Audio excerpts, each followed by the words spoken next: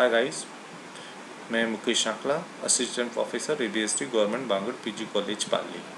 आज का हमारा ये लेक्चर बीकॉम फाइनल स्टूडेंट के लिए है, जो कि सब्जेक्ट है मैनेजमेंट अकाउंटिंग। उसमें आज का हमारा टॉपिक है वित्तीय ऋणों का अर्थ, परंपरागत विचारधारा, आधुनिक विचारधारा और वित्तीय ऋणों में का किनके लिए बनाए जाते हैं, वो कौन से पक्षकार हैं जिनके लिए महत्वपूर्ण है।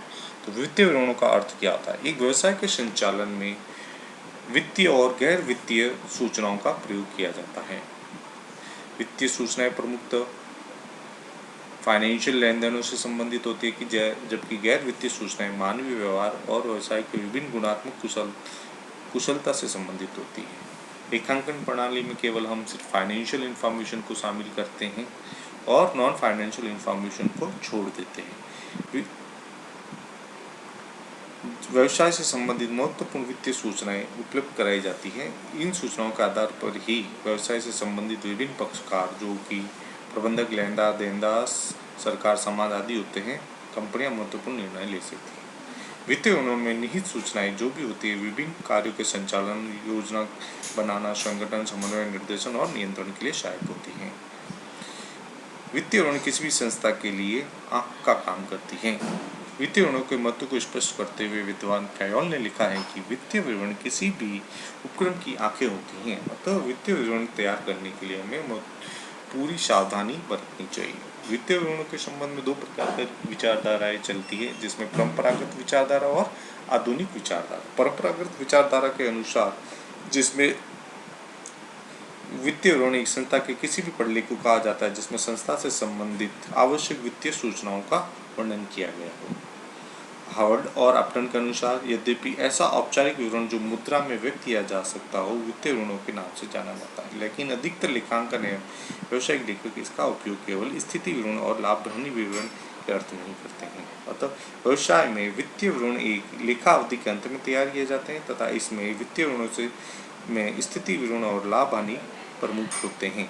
बैलेंस शीट और P&L अकाउंट, इन विवरणों के माध्यम से ही स्थिति विवरण और लाभ हानि के साथ अनुसूचियों का भी प्रयोग किया जाता है, जो इनमें दिए गए ऋणों के आंकड़ों की सूचनाओं के पूरक के रूप में कार्य करती हैं।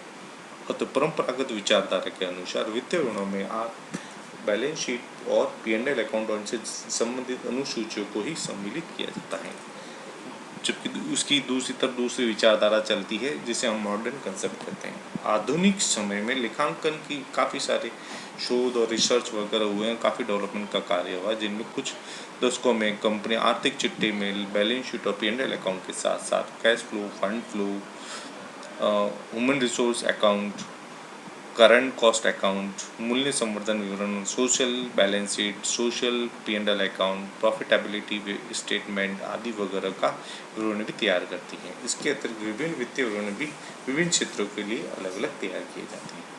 तो पुरानी विचारधारा के अनुसार बैलेंस शीट और P&L अकाउंट और उनसे संबंधित अनुसूचियों को ही फाइनेंशियल स्टेट में शामिल करते हैं, जबकि मॉडर्न कंसेप्ट के अनुसार इन तीनों चीज़ों के साथ साथ कंपनी द्वारा काफ़ी सारे दूसरे विवरण भी बनाए जाते हैं जिनको वित्तीय विवरण में शामिल किया जाता है। फिर एक वर्ड का यूज़ होता है जिसे हम कहते हैं अंतरिम प्रतिवेदन, इंटरिम रिपोर्ट।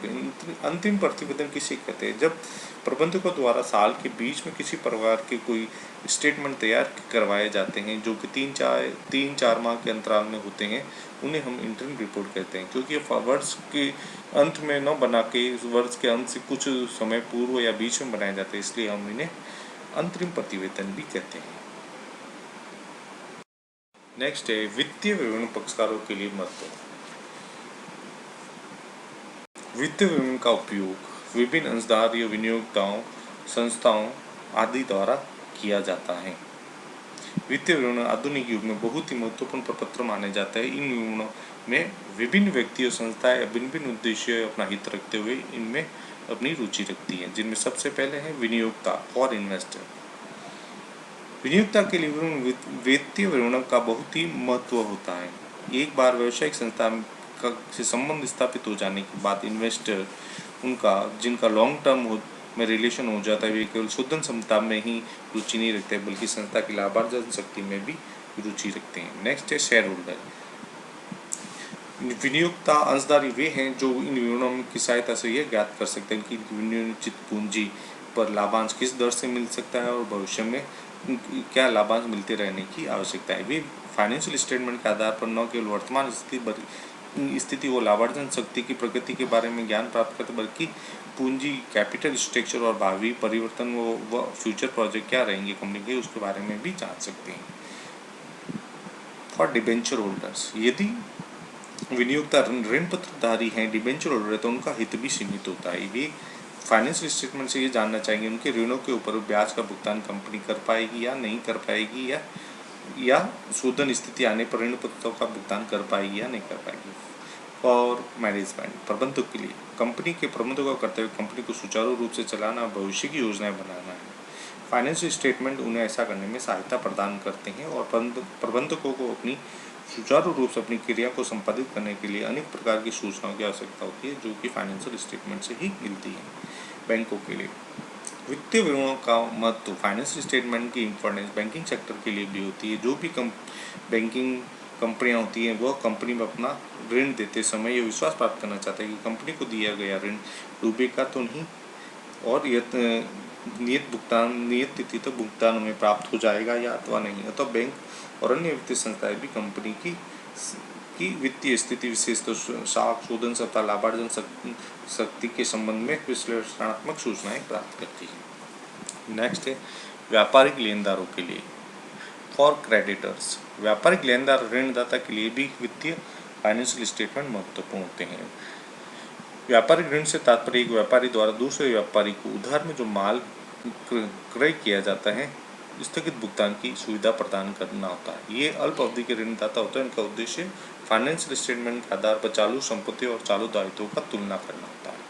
सरकार के लिए कंपनी को पूंजी प्रदान करने वाले वर्गों के हितों की रक्षा करने के लिए सरकार ने ऐसे कानून बनाए हैं जिनमें से यह भी एक है कि प्रत्येक कंपनी को अपनी वित्त फाइनेंशियल स्टेटमेंट का निर्माण और पब्लिकेशन सरकारी नियम के आधार पर करें।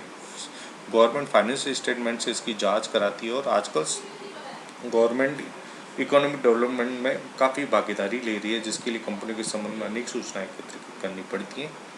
नेक्स्ट है इनकम टैक्स। आयकर अधिकारी कर योग्य आय की गणना करने के लिए वित्तीय खातों के आधार पर ही जांच करते हैं। फॉर ट्रेड एसोसिएशन,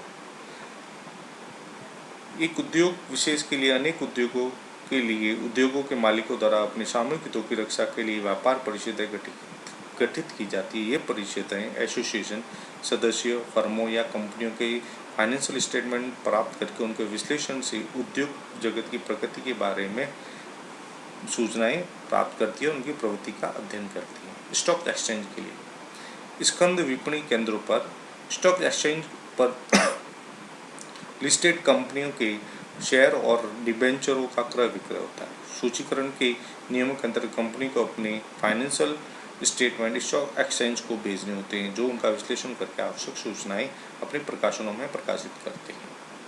नेक्स्ट है श्रमिक एवं अन्य कर्मचारियों के लिए। For worker and other employees, company के श्रमिक और अन्य कर्मचारी भी कंपनी की प्रगति में काफ़ी अधिक रुचि रखते हैं। फाइनेंशियल स्टेटमेंट के आधार पर ये लोग कंपनी की प्रगति ज्ञात कर अपनी मांगों को प्रबंधकों के सामने रख सकते हैं। अन्य वर्गों में काफ़ी सारे लोग जिसमें ग्राहक, समाज सुधारक, अर्थशास्त्री, राजनीति, पॉलिटिकल लोग वगैरह शामिल होते हैं। ये था आज का हमारा ई लेक्चर। धन्यवाद।